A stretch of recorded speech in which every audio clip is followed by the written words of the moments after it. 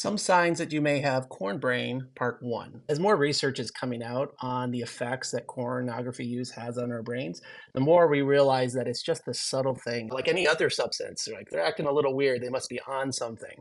Not really seen too often with corn use. It's one of those things you can look at in the device on your hands, kind of walk around and not see a lot of symptoms. But the brain does alter, the brain does shift. A lot of things start coming out of our mouths, out of our hearts, and a lot of that kind of stuff. How do I know? Well, I was there. I had said a lot of these things, did a lot of these things. And now that I'm in recovery and out, I can reflect and look back and be like, oh my gosh, my actions were just in direct alignment with this way my brain was shifting. I'm speaking on it from that perspective, and I just want to cover the first things here. So the first thing it does is it creates isolation.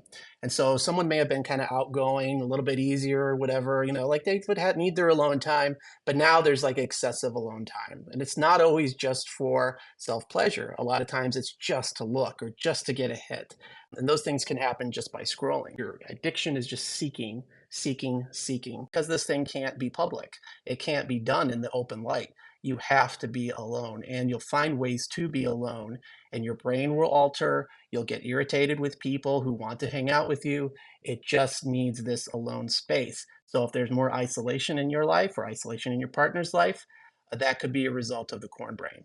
The second one is views on women. This is a big one. It's difficult to have a nuanced conversation about it because misogyny is in a lot of places, right? I'm of the mindset, and this is my personal opinion, that misogyny really links heavily to corn use. They need women to lust, yet they hate them because the shame of lusting is then tied to the woman. They don't want to blame themselves for their lust, therefore it's easier to blame the person.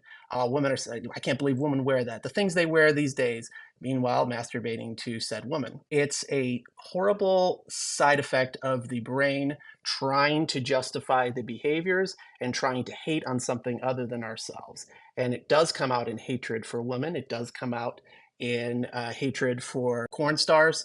And I don't really care what people say. If they say they're off of it and they still have this anger towards women, it's coming from somewhere. Whether or not they need to go back into their relationship with their mother or women in their life before, it's often being kept alive by lust or corn. And that's just one of the ways that it alters your brain. Third thing it does is it alters how you view the world and your conversations. So someone who's on corn brain and really just everything's framed sexually, right? So it's like just going to the pool, you can make a corn movie off of that.